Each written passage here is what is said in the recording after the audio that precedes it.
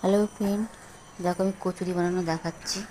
এটা ডাল, মটর ডাল, আর হচ্ছে আদা বাটা, আর ছোলার ডাল, ছোলার ডাল, আর হচ্ছে আদা, হিং, আর হচ্ছে জিরে, ধনে সব কিছু একসঙ্গে পেস্ট করে এই কড়াইয়ে নেড়ে এই পুরটা করা হয়েছে।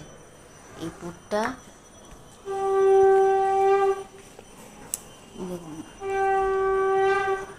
ময়দার গুঁড়ির মধ্যে ভরা হয়েছে, ভরে এখন এটা ভাজা হবে।